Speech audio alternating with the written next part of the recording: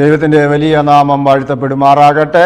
ഇന്ന് ഈ പ്രഭാതത്തിൽ വീണ്ടും ദൈവത്തിൻ്റെ വചനവുമായിട്ട് നിൽപ്പാൻ കർത്താവ് കൃപ ചെയ്തോർത്ത് ഞാൻ ദൈവത്തെ സ്തുതിക്കുന്നു, സ്തോത്രം ചെയ്യുകയാണ്. ഇന്നത്തെ മോർണിംഗ് മന്നയുടെ ചിന്തയ്ക്ക് ആധാരമായിരിക്കുന്നത് കരുണയുള്ളവരായി ദിവ്യസ്നേഹം പ്രകടിപ്പിക്കുക എന്നുള്ളതാണ്.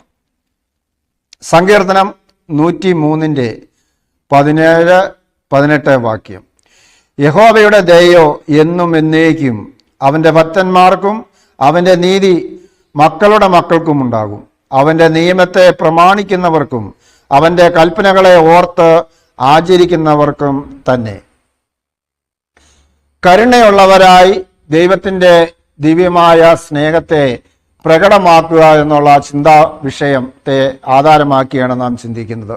അപ്പോൾ യഹോവയുടെ ദയ എപ്പോഴും എന്നും എന്നേക്കും നമ്മോടൊപ്പം ആയിരിക്കുന്നതായ ഒരു അനുഭവമാണ്. അതാർക്കാണ്? തൻ്റെ ഭക്തന്മാർക്കാണ് എന്ന് നമുക്ക് കാണുവാനായിട്ട് സാധിക്കും. അപ്പോൾ യഹോവയോട് ഭക്തിയുള്ളവരായി യഹോവയുടെ കൽപ്പനകളെ അനുസരിക്കുന്നവരായി നാം ആയിരിക്കുന്നെങ്കിൽ യഹോവയുടെ ദയയും കരുണയും കരുതലും നമ്മോടൊപ്പം ഉണ്ട് എന്ന് ദൈവത്തിൻ്റെ തിരുവചനം നമ്മെ ഓർമ്മപ്പെടുന്നു. സങ്കീർത്തനം 103 നമ്മെ ഒരിക്കൽ കൂടെ ഓർമ്മപ്പെടുന്നതായിട്ട് നമുക്ക് കാണുവാൻ. അപ്പോൾ ദൈവത്തിൻ്റെ നിയമത്തെ പ്രമാണിക്കുന്നവരെ സ്വർഗത്തിലെ ദൈവം അവരെ അനുഗ്രഹിക്കുകയും അവരോട് ദയ കാണിക്കുകയും അവരോട് ആ കൽപ്പനകളെ പ്രമാണിക്കുന്നത് കൊണ്ട് അവരോട് കരുണയുള്ളവരായി തീരുന്നതായിട്ട് തിരുവചനം പരിശോധിക്കുമ്പോൾ നമുക്ക് കാണുവാനായിട്ട് സാധിക്കുന്നുണ്ട്. അപ്പോൾ തീർച്ചയായും ആ ദൈവമായിട്ടുള്ള ബന്ധത്തിൽ മനുഷ്യർ പങ്കിടേണ്ടതായ ഒരു സവിശേഷതയാണ് കരുണ എന്ന് നമുക്ക് കാണുവാനായിട്ട് സാധിക്കുന്നുണ്ട്. അപ്പോൾ യാഗത്തിലല്ല കരുണയിൽ അത്രയും ഞാൻ പ്രസാദിക്കുന്നതെന്ന് സ്വർഗത്തിലെ ദൈവം നമ്മോട് അരുളി ചെയ്തിട്ടുണ്ട്. അപ്പോൾ നാം എങ്ങനെയുള്ളവരായി തീരണം? ദയയുള്ളവരായി തീരണം, സഹതാപമുള്ളവരായി തീരണം, മനസ്സലിവുള്ളവരായി തീരണം.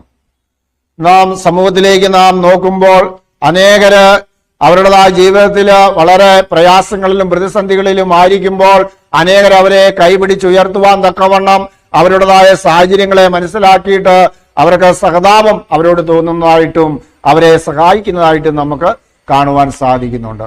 കരുണയുള്ളവരായി തീരുക, സഹതാപമുള്ള സഹജീവികളോട് സ്നേഹം പ്രകടിപ്പിക്കുന്നവരായി തീരുക എന്നുള്ളത് മാനുഷികമായി ദൈവത്തിൽ ആശ്രയിക്കുന്ന തൻ്റെ ഭക്തന്മാർക്ക് മാത്രമേ യഥാർത്ഥത്തിൽ ദയ തോന്നുവാനും സഹതാപം തോന്നുവാനും കരുണ തോന്നുവാനും സാധിക്കത്തുള്ളൂ എന്ന് തിരുവചനം നാം പരിശോധിക്കുമ്പോൾ നമുക്ക് കാണുവാനായിട്ട് സാധിക്കുന്നുണ്ട്. അപ്പോൾ സ്വർഗീയ പിതാവ് മഹാകരുണയും ദയയും ഉള്ളവനായതുകൊണ്ടാണ് തൻ്റെ ഏകജാതനായ പുത്രനെ ലോകത്തിലേക്ക് അയച്ചുകൊണ്ട് ലോകത്തെ എത്രമാത്രം സ്നേഹിക്കുവാൻ തക്കവണ്ണം ഇടയായി തീർന്നു. അതുകൊണ്ടാണ് യോഹന്നാൻ 3:16 പറയുന്നതിന്റെ ഏകജാതനായ ആ പുത്രനിൽ വിശ്വസിക്കുന്ന ഏവരും നശിച്ചു പോകാതെ നിത്യജീവൻ പ്രാപിക്കുവാൻ തക്കവണ്ണം അവരെ രക്ഷയിലേക്ക് കൊണ്ടുവരുവാൻ തക്കവണ്ണം അത്രയധികം സ്വർഗീയ പിതാവ് ലോകത്തെ സ്നേഹിച്ചു. അപ്പോൾ സ്വന്തം ജീവനെ, സ്വന്തം മോന്റെ അല്ലെങ്കിൽ ആ സ്വന്തം പുത്രന്റെ ജീവൻ എന്ത് ചെയ്തു? ലോകത്തിലായിരിക്കുന്ന സകല മനുഷ്യരെയും വീണ്ടെടുക്കുവാൻ തക്കവണ്ണം ദൈവം അത്രയധികം ഈ ലോകത്തെ സ്നേഹിച്ചു. അങ്ങനെ കരുണയുള്ളവനായി ദയയുള്ളവനായി തീർന്ന ആ മഹാദൈവത്തെയാണ് നാം ഓരോരുത്തരും ഇന്ന് വിളിച്ചപേക്ഷിക്കുന്നത് എന്ന് നമുക്ക് കാണുവാനായിട്ട് സാധിക്കുന്നുണ്ട്. അപ്പോൾ നാം ഓരോരുത്തരും എപ്രകാരം പ്രവർത്തിക്കുന്നുവോ അപ്രകാരമായിരിക്കും നമ്മുടെയും നാം വിധിക്കപ്പെടാതിരിക്കാൻ തക്കവണ്ണം ഇടയായി നാം എന്ത് ചെയ്യലും മറ്റുള്ളവരെയും വിധിക്കരുത് എന്ന തിരുവചനം നമ്മെ ഓർമ്മപ്പെടുത്തുകയാണ്. അപ്പോൾ മനുഷ്യർ നിങ്ങൾക്ക് ചെയ്യണമെന്ന് നിങ്ങൾ ആഗ്രഹിക്കുന്നത് അവർക്ക് ചെയ്യുവിൻ എന്ന തിരുവചനം നമ്മെ ഓർമ്മപ്പെടുത്തുക. അപ്പോൾ നമ്മൾ മറ്റുള്ളവർ നമ്മോട് എങ്ങനെയാണ് ചെയ്യണം പ്രവർത്തിക്കണമെന്ന് നമ്മൾ ആഗ്രഹിക്കുന്നത് അതുപോലെ തന്നെ നമ്മൾ എന്ത് ചെയ്യുക?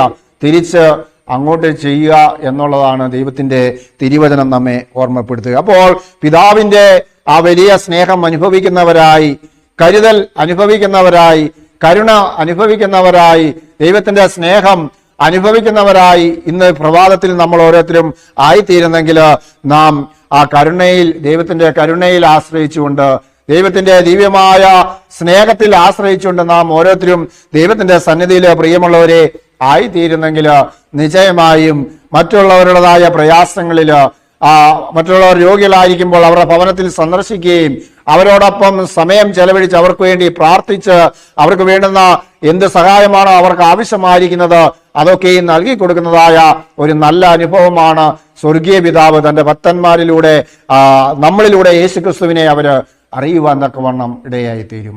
നാം ഓരോരുത്തരും ആ ക്രിസ്തുവിന്റെ സ്വഭാവമുള്ളവരായി തീർന്നുകൊണ്ട് കർത്താവ് 33.5 തിരുവയസ്സ് വരെ ഈ ലോകത്തിൽ ജീവിച്ചപ്പോൾ അനേക രോഗികളെ സൗഖ്യമാക്കുവാനായിട്ടിടയായി തീർന്നു.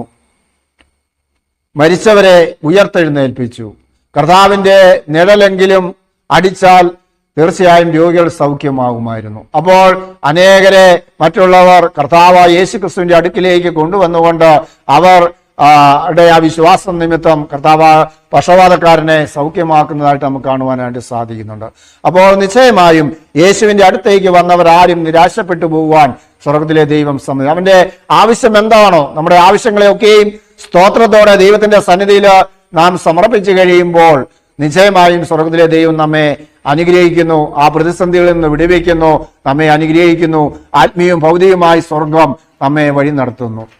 കർത്താവായ യേശു ക്രിസ്തുവിന്റെ രണ്ടാം വരവ് ഏറ്റവും അടുത്തിരിക്കുന്നതായ ഈ സാഹചര്യത്തിൽ പ്രിയമുള്ളവരെ, നാം ഓരോരുത്തരും കഠിന ഹൃദയങ്ങളെയൊക്കെയും വിട്ട് കരുണയുള്ളവരായി സഹതാപമുള്ളവരായി നാം ഓരോരുത്തരും ആയിത്തീരുന്നെങ്കിൽ മറ്റുള്ളവരോട് മനസ്സലിയുവാൻ തക്കവണ്ണം നാം ഓരോരുത്തരും പിതാവ് നമ്മോട് കാണിച്ചതുപോലെ നമ്മളും അപ്രകാരം ചെയ്യുവാൻ ആ സ്വഭാവത്തെ നാം ഏറ്റെടുത്തുകൊണ്ട് ഇന്നേ പ്രഭാതത്തിൽ നമ്മൾ ആയിരിക്കുന്നെങ്കിൽ നിശ്ചയമായും നമ്മൾ ഓരോരുത്തരും അനുഗ്രഹിക്കപ്പെടും. നമ്മുടെ തലമുറകൾ അനുഗ്രഹിക്കപ്പെടും, നമ്മുടെ സമൂഹം അനുഗ്രഹിക്കപ്പെടും, നമ്മുടെ അയൽവാസികൾ അനുഗ്രഹിക്കപ്പെടും എന്ന് നമുക്ക് കാണുവാനായിട്ട് സാധിക്കുന്നു. അപ്പോൾ സഹതാപവും കരുണയും ഉള്ളിടത്ത് മാത്രമേ അവിടെ ഒരു ക്രിസ്തുവിന്റെ സ്നേഹം നമുക്ക് പങ്കുവെക്കുവാനായിട്ട് സാധിക്കുകയുള്ളൂ. അപ്പോൾ ഒരു വ്യക്തി കഷ്ടത്തിൽ ഇരിക്കുന്നെങ്കിൽ അവനോടൊപ്പം പ്രാർത്ഥിക്കുവാനും അവന്റെ കഷ്ടത്തില് അവനെ സഹായിക്കുവാനും മനസ്സലിവുള്ളവരായി അവരുടെ അടുത്തേക്ക് നമുക്ക് ഇറങ്ങിച്ചെല്ലുവാൻ സാധിച്ചെങ്കിൽ മാത്രമേ കർത്താവായ യേശു ക്രിസ്തുവിന്റെ സ്നേഹത്തെ നമുക്ക് മറ്റുള്ളവരിലേക്ക് വിളമ്പി കൊടുക്കുവാൻ, ക്രിസ്തു ഇതാണ് എന്നെ പഠിപ്പിച്ചത് എന്ന് മറ്റുള്ളവർക്ക് മനസ്സിലാക്കി കൊടുക്കുവാനായിട്ട് സാധിക്കുകയുള്ളൂ.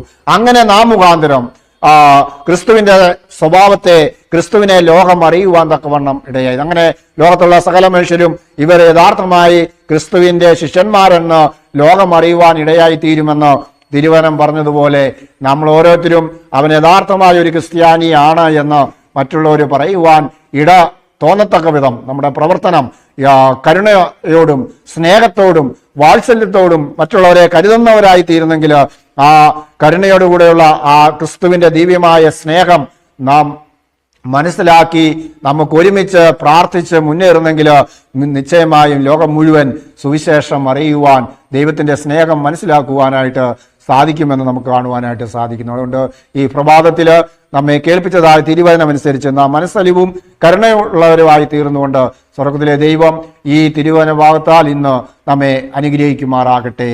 ആമേൻ. നമുക്ക് കണ്ണുകളെ അടച്ച് പ്രാർത്ഥിക്കാം. കാരുണ്യവാനായ ഞങ്ങളുടെ സ്വർഗീയ നല്ല പിതാവേ, ഈ നല്ല പ്രഭാത സമയത്തിനായി ദൈവത്തെ സ്തുതിക്കുന്നു, സ്തോത്രം ചെയ്യുകയാണ്. ഇന്ന് കേൾപ്പിച്ചതായ വചനത്തിന്റെ അടിസ്ഥാനത്തിൽ കരുണയുള്ളവരും സ്നേഹമുള്ളവരുമായി തീർന്നുകൊണ്ട് ദൈവത്തെ മഹത്വപ്പെടുത്തി സ്തുതിച്ചുകൊണ്ട് യേശുവിന്റെ സ്വഭാവം മറ്റുള്ളവരിലേക്ക് പകരുവാൻ തക്കവണ്ണം കർത്താവെ അങ്ങ് കൃപ തരണമെന്ന് പ്രാർത്ഥിക്കുകയാണ്. ഇന്ന് തിരുവചനം കേട്ടുകൊണ്ടിരിക്കുന്ന എല്ലാ പ്രിയപ്പെട്ടവരെയും എന്റെ സ്വർഗത്തിലെ ദൈവം അനുഗ്രഹിക്കണമെന്ന് പ്രാർത്ഥിക്കുകയാണ്. രോഗത്താലോ ക്ഷീണത്താലോ പ്രയാസത്താലോ ആരെങ്കിലും ആയിരിക്കുന്നെങ്കിൽ കർത്താവെ അങ്ങയുടെ വചനം അയച്ച് പൂർണ്ണമായ സൗഖ്യം കൊടുത്ത് അവരെ അനുഗ്രഹിക്കണമെന്ന് പ്രാർത്ഥിക്കുന്നു, സ്തോത്രം ചെയ്യുകയാണ്. കർത്താവ് ജന്മദിനം ആയിരിക്കുന്ന പ്രിയപ്പെട്ടവർക്കായി സ്തോത്രം ചെയ്യുന്നു. അവരെയും സ്വർഗം ദീർഘായുസ് കൊടുത്ത് അനുഗ്രഹിച്ച് വഴി നടത്തണമെന്ന് പ്രാർത്ഥിക്കുന്നു. അങ്ങനെ എല്ലാ നന്മകൾ കൊണ്ടും സ്വർഗത്തിലെ ദൈവം നിങ്ങളെ ഓരോരുത്തരെയും അങ്ങ് അനുഗ്രഹിക്കുമാറാകണം. നിങ്ങൾക്ക് വേണ്ടി ജീവൻ വെച്ച യേശു ക്രിസ്തുവിന്റെ നാമത്തിൽ തന്നെ ആമേൻ. ഇന്ന് തിരുവചനം കേട്ട എല്ലാ പ്രിയപ്പെട്ടവരെയും എന്റെ സ്വർഗത്തിലെ ദൈവം ധാരാളമായിട്ട് അനുഗ്രഹിക്കുമാറാകട്ടെ. ആമേൻ.